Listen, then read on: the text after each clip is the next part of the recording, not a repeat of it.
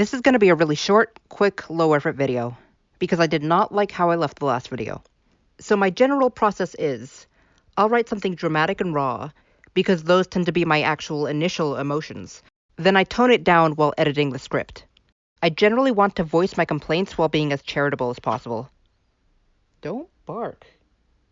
But because that video was in my drafts for so long, I really wanted to get it out, so I kind of rushed the process. I mean, the feeling was genuine, but I felt bad for leaving it at that. It's too late now, though. The only thing to do is to make another video. Another thing I tend to do while writing scripts is write a few key points, then expand on them as I go over the script. But there was one instance in the last video where I skipped over that process. I'm going to try to fix that now. Initially, I was going to speedrun it as the intro to the fourth video, but this ended up being its own thing. So yeah, I get that Ben is supposed to be in his mentor arc, and on his side of the narrative, it actually has the buddings of a really phenomenal way to communicate that. But damn, how is Danny that rusty? And I thought about it, and I knew I had to go back to chapter 1. And I can't believe I flew over this in my first video.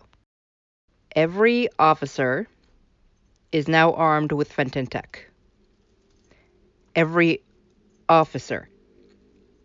And now ghost hunting is obsolete.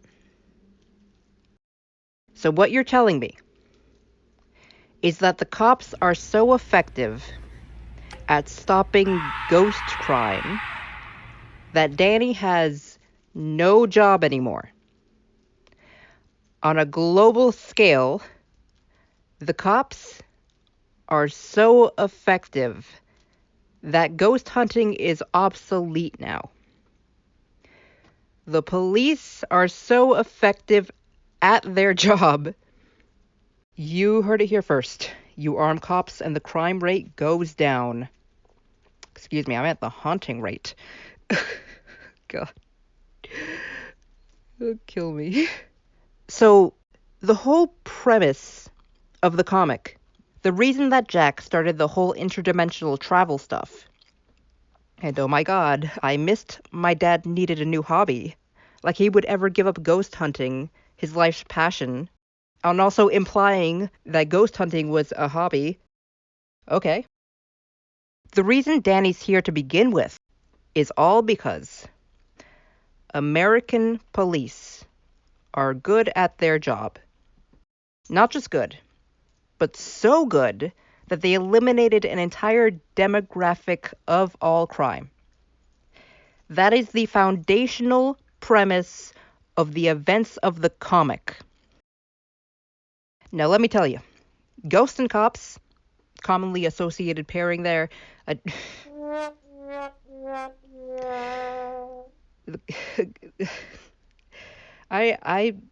there are a lot of dark jokes that could be made here. I don't know if I want to say all of them. I wrote 2 down. I only said 1. I don't know if I want to say the other. I think it would be smart if I stopped while I was ahead. But that kind of got me thinking. Because I myself was not always anti-cop. And I realized that's kind of the fundamental problem with superhero shows, isn't it? Like, modern superhero shows. I knew, from what I'd heard, that DC and Marvel were fundamentally leftist in their conception. So I looked into it, and sure enough, issue 8 of Action Comics is one of the most leftist things I've ever seen. It's explicitly about social injustice, social change. Superman was effectively breaking the law to make things better for everyone. But as the comics got bigger, became more mainstream, survived the Cold War, and especially since the military started funding their movies, the rich barons and corrupt authority figures in the comics became mad scientists and aliens from outer space. It went from people who are already in power in real life to fictional beings threatening world domination. Things became less about doing good and more about enforcing the law and working with the police. Still there? Got a robbery a few blocks away. Spider Cop's on it. Part man, part spider, all cop. And that's the era that Ben 10 was built on, with black and white villains, with Ben only on the run from special forces because he was framed. The plumbers didn't just work with the police. The plumbers themselves were law enforcement. Ben and Co. became law enforcement. And there are episodes about police corruption, but it never fundamentally challenges the system. The Rooters were an extra legal force that were cut off when they were exposed. Phil was, essentially, a bad apple. All episodes criticizing law enforcement are bad apple scenarios. The plumbers inherently aren't really questioned, even though the Bellwood Plumber Jail in Omniverse was a panopticon. It was a panopticon. Even within the Earth's military, Colonel Rosum was never fired. He was never even punished. We didn't see him face any repercussions for effectively running a concentration camp. And the end of the episode was just the team going home. The show was trying to say something and couldn't say anything. Now, why the fuck did I just say all of that?